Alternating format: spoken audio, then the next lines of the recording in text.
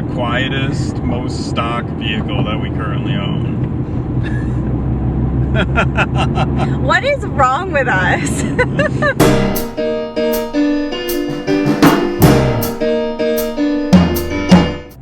Hi everybody. Hello. We're back. are. It's been a while. We are in the STI, as you can tell. Well, you know when I say that, can you tell? Like, STI. we can tell. Yeah.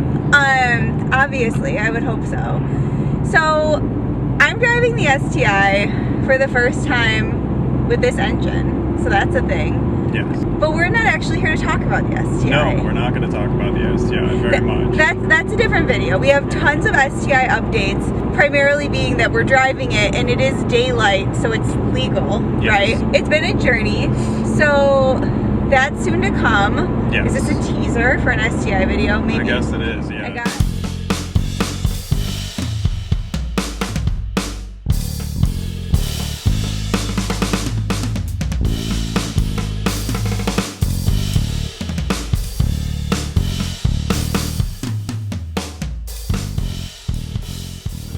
Guys, okay, so there's also Outback things on the horizon. There are. But we're not going to talk about that either. No, I asked Santa Claus for some wheels for Christmas, so we'll see. And there's some other ideas we have there. Yes.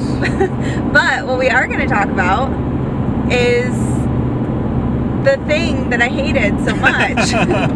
It's gone. We got rid of our lease. The Civic Si is no longer part of our fleet. We're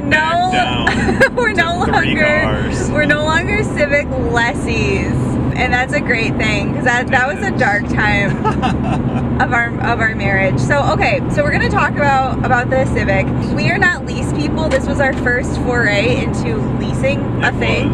Yes. So we're here to give you our thoughts on that. We did already make a video about the car itself where I basically listed out the 1,000 things I hated about it. So we won't go too much into the car, but the lease process itself. So, I mean, we've had a lot of cars, but we've always bought them. Like, we finance things, we've lived the car payment life. Right. He's bought some things just straight cash, but we had never leased. So we got into a lease in kind of an interesting scenario. We had just gotten married, and this car was not working, as it has tendency to do sometimes. I don't remember the status of the truck. The truck, something was wrong with the truck and it wasn't on the road. So that's the... Okay, but it was off the road. Right. I couldn't remember that. Or it broke in for some reason or another. So the truck I got after the STI broke the first time, so that was kind of like a gap there. Got the STI back on the road, then it died again, and then I think the truck also, like it was the clutch or something. So there was some issue where the truck was also broken, so I couldn't drive that either. And we didn't want to rely on one car, which we have done in the past. We have done. Outrageously. It led to some major arguments and emotional breakdowns on my part. I am not interested in sharing a single car between two people that have very different places to go. So that wasn't working. But he knew that he wanted to get both the truck and the STI back on the road. So therefore, we needed a temporary solution. And this was in fall of 2017. Yes. So again, we had just gotten married, and you know, I had signed my life away to this guy, said the I do's, and then he comes at me with some happy Honda Days nonsense and tells me about this lease deal he had seen. So they were offering $199 a month. I knew a WRX would be too expensive, and I mean, at this point, an STI was way out of the question. Right. I think I still even had student loans at the time, so we were just trying to keep it as cheap as possible. Right. I didn't just want to buy some used car, so I figured a lease would be a decent way. It would give us 3 years to figure out whatever I needed to do to this and the truck. So right, and not ruin our newly married bliss having to share his wife's car, which she does not enjoy. Right. So Civic Si was a nice compromise. It was cheap, but it was sporty. It would be interesting enough to to be able to drive every day. It's still the closest thing to like an appliance I would drive, and it was kind of close to an appliance, but it worked. It worked great for us. It was a decent enough car to drive for 3 years, but not something that we wanted to continue driving. So $199 a month is what got us into a dealership. I knew it would be $199 a month, but I was intrigued. Right. So we went in, and it ended up being closer to $300 a month after taxes and whatever other fees they apply to the lease. And then I wanted to do less than $300 a month. I don't know, just out of principle. So I put $2,000 down. Ended up with the final price of $240 a month. $241.88 was my payment for 3 years on the SI. And then when it was done, I was okay with not buying it. I had the option of buying it for like $14,000. Right. So we knew that. We knew from early in the lease that we wouldn't want this car forever. Yeah. So we were okay with having a payment for that amount of time, basically for 3 years, which we sound kind of dramatic, like having a payment is a big deal. It kind of is for, like, our cars are currently all paid off. Right. So we certainly don't want to just always have a car payment. So for us, kind of agreeing to take on that payment was something we didn't love the idea of, right? We would rather have something and pay it off, but we didn't want to go that route with the Civic. We just wanted it as a Band-Aid until we could get this back on the road. We could count on the truck, all of that. So we did have some worry about what that would look like. We know obviously Honda would prefer us to get into another vehicle, and we had heard tales from people who lease that, you know, they tend to waive this and that and not charge you if they can get you into another vehicle. They told me straight up the day I signed the paperwork for the car that it's going to cost you $400 to get out of the lease. If you lease something else or buy something else or buy it out, we'll obviously pay that off, yada yada. So normal sales tactic that I already had agreed to before even signing the paperwork. Right. So that was the other unknown. Like, we weren't sure how we'd like the whole lease process. And a part of that was what would it look like at the end of the lease, because we knew we weren't going to be buying a car from Honda. We knew we weren't going to go to another dealership and get something where they'd, you know, pay that off or waive whatever. So we knew that we would just eat it in the end. Yeah, I was getting advertisements from other dealerships saying, well, if you come and buy a car off our lot, we'll pay that off. We'll pay your last couple months of lease too. So there was incentive there. If you plan on getting something after your lease, you do have options, but it wasn't anything that we were interested in doing. Right, so we knew that the end state of us leasing would just be to get rid of the car and then to have the truck, the Outback, and the STI. Right, there would be no replacement vehicle. Obviously, leasing it worked great, right? We had a monthly payment. It wasn't too bad. So there's wear and tear, obviously, on any car. They said they would cover $500 of abnormal wear and tear, and there was a few things. A couple of the wheels were curved. There was some scratches from me parking in a parking garage and in a parking lot, just people next to us dinging the car. And there was a couple incidents that I caused myself in our own driveway because of it being a terrible front-wheel drive car. The first winter I had it, I scratched up the bumper getting it unstuck from being stuck in our driveway. I was afraid that all of that damage, if they nickel and dimed us for everything, would be more than the $500 that they said that they would cover. We had set aside like $1,500 in case, like, they were like, oh, the entire rear bumper needs to be replaced and all four wheels need to be replaced, yada yada. I just had envisioned that a dealership could try to take advantage of someone in that way, and, like, you know, anything that had a tiny scratch they would ding us for. Luckily, they didn't. They had an inspector come out who looked at the car and gave me a report and said it would be like $225 total to cover the damage that they were able to find. That was under the $500. So when I was all said and done and I returned the car, dropped the car off, they didn't even ask me any questions at the dealership when I dropped it off, because I was not buying or leasing anything else. They literally had zero interest in talking to me. So it was a quick, like, 10-minute trip in and out. I was afraid of getting hassled, but they respected the fact that I wasn't going to get anything else and just ignored me. So when it was all said and done, all I had to do was pay the $385 total. So after everything, the 36 months of $242-ish a month. The $2,000 that I chose to put down and the $385, I paid for 3 years $11,092.68. So we break that down per month for 36 months. It turns out to be $308.13 total. So that's what it costs us all in all to drive the car. Of course, we could have gone out and purchased a $11,000 used car that we could still have now, and it would have cost us roughly the same. But then there's the unknown of what if it breaks down, the maintenance on it, anything like that.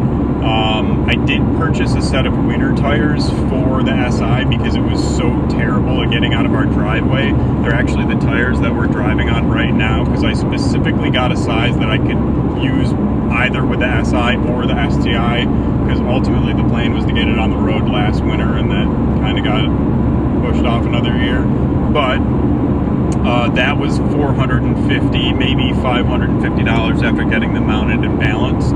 So that's another thing to consider if you do purchase a vehicle that you need snow tires, and I would always encourage anybody to get snow tires, especially on something nice and new that is leased and you want to be confident in the snow. Right, absolutely. I mean, that car was basically useless without snow tires, so that's something to consider. And, you know, snow tires are always a good investment, but on a car that we were looking at as temporary, it didn't feel great to have to spend the money. So obviously, like Adam said, he did the smart thing and got tires that we could just run on another vehicle, this one. So I got 2 years out of them on the Civic. I'll probably get 2 years out of them on this, and then that cost kind of breaks down between those few years and makes it worth it.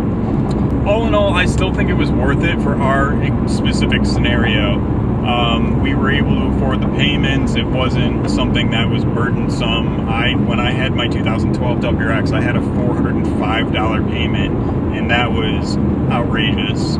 I could afford it at the time, but not much else. And it was, you know, one of those things where, as a stupid car guy, I chose the money, or chose to pay the money instead of having a cheaper car. But right, 240 is a lot more manageable, and to have a brand new car that I knew would start every day, if something went wrong with it, I could immediately take it right back to the dealership and just drop it off and have them deal with it and pick it up whenever it's ready. They would give me a loaner or pick me up or whatever, you know, whatever perks come with having a dealership available. It came with roadside assistance. There was a bunch of extra perks that we didn't use, but all in all, I do think it was worth it, even though we just ended up getting rid of it in the end, and we essentially spent $11,000 on something that we didn't end up keeping, but we had the luxury of driving for 3 years.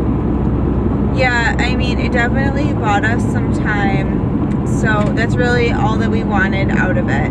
The other thing that we haven't talked about is the mileage. Right. We were in danger of going over the miles because his office moved after we got the car. We had been carpooling to work, and so based on those projections, we would have come in way under if he didn't have to drive the car every single day. But then his office moved so that we couldn't carpool, and the only thing that saved us was COVID. Working from home, right? Yeah. I had planned on getting the truck on the road soon enough to be able to drive it, and it would have worked out had I needed something to drive. It would just be annoying driving the truck, getting 15 miles to the gallon to the office every day, but side effect of it, having it as a backup, I guess. But then we also had to play the game of, you know, we have this new car, we're going on a little road trip or something. Mm-hmm. We'd love to take that because this wasn't on the road. You don't want to take the truck on a road trip for gas mileage and other reasons. I mean, it's awful. Sorry. And also the Outback is really loud on highways. Yeah. So the Civic was a good road trip car. It was. And we were able, when we realized that we had some miles freed up, we were able to take it some, like, we didn't go very far, just like some little day trips and things like that, a couple hours away. We took it to Lake Placid the first time, which I think was the longest trip we took it on. Yeah, so we were able to do that, which was great. But if we were worried about miles, we certainly wouldn't have been able to spare those fun miles when the priority was just getting to work and back. Exactly. Which is another reason I wouldn't lease again. Right. Right, exactly. That's not something I want to worry about. I like to drive. I want to be able to drive my car freely. We both have a commute to work, so I don't want to be worried about nickel and diming my, allotted miles. Because again, we were worried about toward the end of the lease, what if we did go over, we weren't going to get into another vehicle through Honda. They really have no incentive to kind of go easy on us at that point, so we thought we would just be straight up paying, the fees for going over. Yeah, or depending on how far we went over, if we would have had to purchase the car and sold it. Used cars are up right now, so I think I didn't actually look at the numbers from like Kelly's Blue Book or one of the evaluation sites for cars, but I believe I would have made money or have spent less money on the lease had I purchased it and sold it outright. But then that's a whole nother hassle and paperwork and those things that I wasn't sure if the dealership would find, the extra scratches and things I would have had to tell the new owner, and it would have been a big pain. So someone may have been able to do that in a specific scenario. I chose not to do that either. Right. If the end of lease charges look different, we might have considered something like that. But we were just pleased with how we got out of it, so we didn't worry about that at all. That was pretty much our best case scenario. We spent about as much money as we thought we were going to spend. We didn't have to spend any extra, so we're happy. So what's next is we're just going to, like Laura said, drive the cars that we have. The STI is doing well. It's got a few things that we need to shake down. I'll talk about that when we do our STI recap video. We can do a sneak peek. Honestly, it feels great. I haven't driven it in so long. I love this car, to be honest. I did not like the Civic, but I love the STI. I think it's adorable, which he doesn't really care about, but I do. I think it's cute as hell, and it drives great. He's tightened up, other than having an engine that worked, he's tightened up a lot of things that I hadn't, driven it since. He's kind of done a whole bunch of repairs. There's a ton of gauges going on. I feel like I'm kind of operating a spaceship here. So everything's good in STI land. More to come on that. Yes, definitely more to come. And then the other plan is to drive those 3 vehicles depending on what we need to do. We have the truck for work stuff, which is great. I'm going to try to get that towable, so if we need to tow something, we can tow with it and do whatever truck stuff we need to do. The Outback, like we said, we have some maintenance and other things, upgrades that we're planning on that we'd like to do. And then maybe in a year or so, we'll be looking for another new STI to add to the fleet for Laura. Yeah, I've always wanted an STI. This one has been a little bit of a roller coaster, obviously. I haven't had a new vehicle in ages. I had bought my Impreza new, which is what I owned before the Outback. And the Outback is just getting to a point where I love it dearly. I wouldn't get rid of it if I got a new car. But it's certainly not new car-ish anymore. There's enough little things that you just kind of live with every day that aren't a huge deal. But I do miss that tight feeling and the nice new car smell of something that's fresh off the lot. So that is very exciting. We're trying not to rush into that. We're definitely, gonna be smart about it and kind of take our time, but that is on the find the right one. You know exactly what you want. I do know exactly what I want. So that is on the horizon, but we'll probably try to wait that out a little bit. And other than that, we'll keep you guys informed as we do stuff. We'll keep you posted. We were kind of quiet for a while. Did everyone think that we gave up on the STI, or we quit so close. Quit the car game? I know we've had some hard conversations about the STI. If I didn't love this car, I would have said just sell the thing so many times. But I don't know. I've always just felt like I didn't want to give up on it, and so far I'm glad we didn't. But yeah, it's been a lot of time, just time investment, money, all of that. A lot has gone into it. So yeah, but we're happy with where we are, and lots more to come. Hopefully some exciting stuff with the Outback, like we said. Yes. So, hello, Trooper. Oh, it's legal. Oh, why do you look at me like that, though? I don't know. I'm not paranoid, you're paranoid.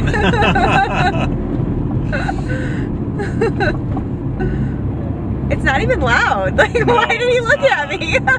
Yeah, this is the quietest, most stock vehicle that we currently own. What is wrong with us? I guess the end of the lease story is, do we regret it? No, absolutely not. It was perfect for our needs. When we did it, we were able to walk away without spending too much money. We didn't get attached. We didn't do too much damage to it that it caused a problem for us. So I don't know that I would do it again. Yeah, there may be some scenario. I mean, we have a plan that we just talked about of the next new car that we want to get, so we're just going to work towards that goal.